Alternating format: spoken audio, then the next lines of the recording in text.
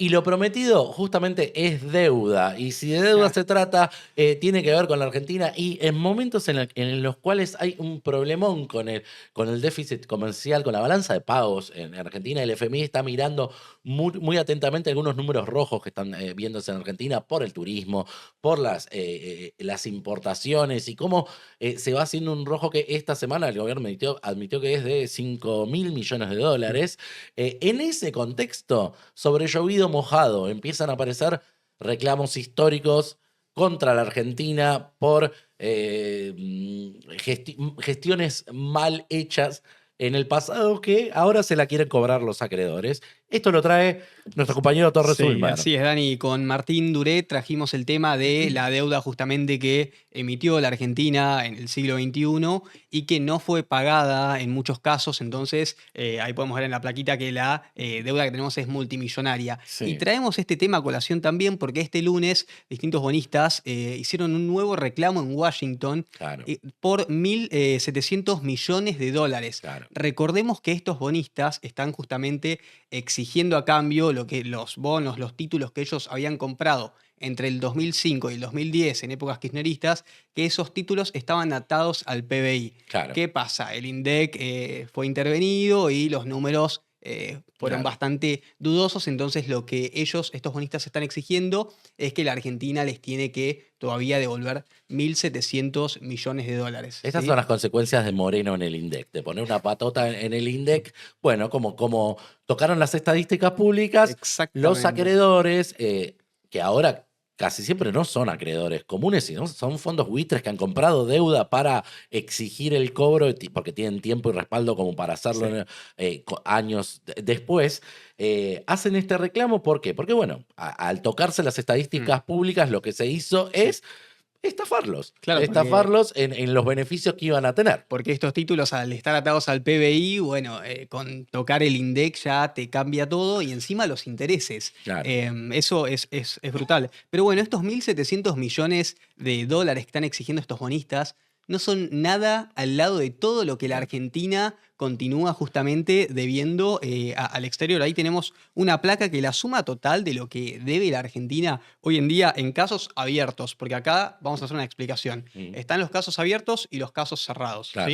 Los casos abiertos son los que todavía la Argentina debe dinero con o sin fallo de algún tribunal de Sí, sí, sí. justicia. Y bueno, y los cerrados que son los que la Argentina ya saldó la deuda, como lo fue, por ejemplo, el caso del 2001, ¿no? La deuda en default, Claro, que ese ya fue pagado, e claro. incluso uno de YPF, el que tenía un monto más chico, también ya fue pagado por Claro, el nos Estado queda argentino. De 16 la mil millones. deuda quisilofiana Nos queda la deuda claro, quisilofiana que representa gran parte de esos 31.000 millones de dólares que todavía la Argentina debe en casos abiertos. Y para tomar una dimensión, lo que hicimos acá con Martín fue comparar esos 31.000 millones de dólares con lo que nos prestó el FMI este año, que fueron 20.000 millones de dólares. O sea, ajá, el préstamo del FMI está por debajo de lo que debe la Argentina por claro. emitir deuda.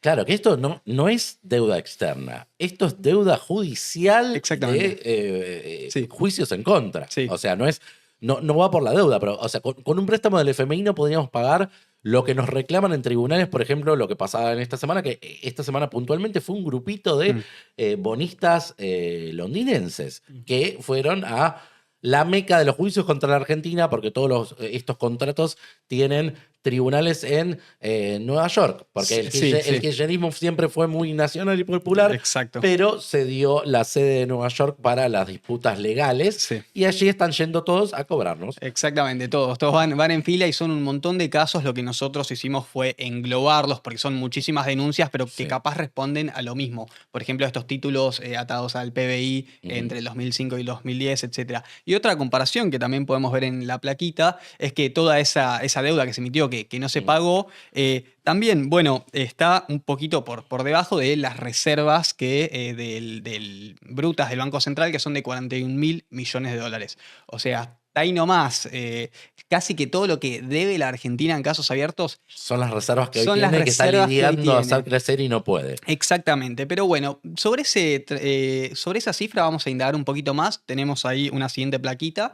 Como dijimos, se dividen en los casos con fallo y sin fallo. Claro. Los que son con fallo son los que tienen al menos una primera instancia de algo. No es necesario que hayan llegado a un tribunal superior como el de Londres, en este caso que estamos contando de los Claro. denunciantes de esta semana. Y en los casos abiertos con fallo, la Argentina debe 20.000 millones de dólares y sin fallo 11.000 millones de dólares. El primero, en el que tiene fallo, uno de los más preocupantes, obviamente, es el de Sí. YPF, el de Sí. la estatización, Hmm. la mal llamada estatización, la nacionalización de YPF, con grupos argentinos muy linkeados al kirchnerismo, Sí. que en ese momento se hablaba que no habían puesto un peso por esa compra y ahora lo reclaman no ellos, sino los fondos buitres que tomaron el reclamo, Compraron la accionan deuda. por esa deuda. Claro, compraron la deuda. Dani, Unitoria. te va a gustar este dato, porque Sí. de esos 20.000 millones de dólares de casos abiertos con fallo, 16.000 millones de dólares son del caso de YPF. De YPF, Que lo que está claro. intentando el gobierno, esto se lo acredito también a Martín Duré, es que esa deuda, ese pago, lo tenga que hacer YPF como empresa y que no recaiga en el Estado en sí. Eso es Claro. lo que están intentando hacer. Veremos lógicamente qué pasa, pero la deuda de esta YPF de Kicillof representa gran parte de lo que son los casos abiertos con fallo que la Argentina todavía debe pagar. Y también, bueno, por el contrario, tenemos lo que ya se pagó también ahí en la plaquita, que son 16.000 millones de dólares. Como te dije, esto representa el primer caso de YPF, o sea, el menor, y el de la deuda del 2001. Claro, sí, sí. Y parcialmente algunos también de bonistas. Sí, hay De otros. fondos buitres Hay- que se resolvieron quizás en algún momento del kirchnerismo, sobre todo en la etapa de Exactamente. Cristina, que tuvo que pagar algunos de los Ex- que se habían accionado en tiempos de Kirchner. Bueno, otro de estos casos abiertos con fallo es el de Aerolíneas Argentinas, Claro. que la deuda, bueno, es de 390 millones de En de ese dólares. caso, por la estatización Es más pequeña. Claro, la estatización de Aerolíneas Argentinas, que se le quitó a empresas españolas en ese momento que accionaron por esa quita de los derechos, porque todo lo que parece patriótico, épico, tiene costos Sí. cuando tomas decisiones que son Absolutamente expropiativas todo. de bienes, y es lo que Y está, encima, el tendal que está quedando. también hay que resaltar que los fallos que está intentando de ganar el gobierno argentino no se le están dando. Entonces, estas deudas tarde o temprano las van a tener que pagar.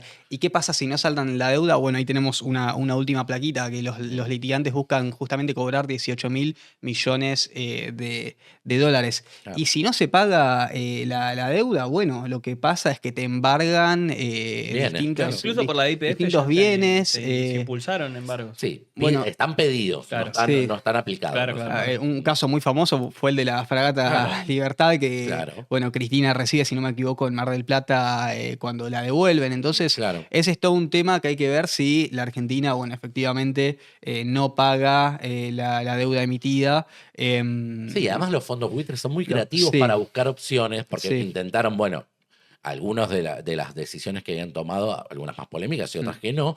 Por ejemplo, habían querido accionar contra los bienes sospechados de la corrupción del kirchnerismo en tiempo de la ruta del dinero K. Por ejemplo, los bienes de Muñoz en el Sí. extranjero querían tomarlo como parte de cobro, que era una salida audaz de Exacto. los fondos buitres para accionar en dinero contra la corrupción de los funcionarios. Y otra que han hecho también es ir contra los bienes, que en un momento intentaron con las embajadas y tenían protección. Y no hace mucho intentaron con el oro, Sí. que el oro, los lingotes que mandó Caputo al exterior para hacer Invertirlos. claro, para hacer sí, para sacarle rendimiento mejor en el exterior al oro, en el caminito casi fueron embargados. Finalmente no se logró un embargo real, pero estuvieron Sí. en riesgo. Y bueno, para cerrar, esto también le da muchísima importancia a lo que es el superávit fiscal. ¿Por qué? Porque Claro. las reservas del Banco Central tienen que seguir aumentando y gracias a que las reservas del Banco Central aumentan, hoy en día, como pudimos ver según las cifras, nos alcanzaría para saldar la deuda total que debemos, pero bueno, te quedás casi que pelado Claro. y es muy riesgoso. Claro. Pero sí, bueno, sin duda. eso es un poco Sin duda, el tema. es un frente muy complejo en una situación compleja de rojos en la balanza de pagos argentina. Así que acá te contamos un poquito del revés de la trama y lo que se viene desde afuera con respecto a deudas y pagos argentinos.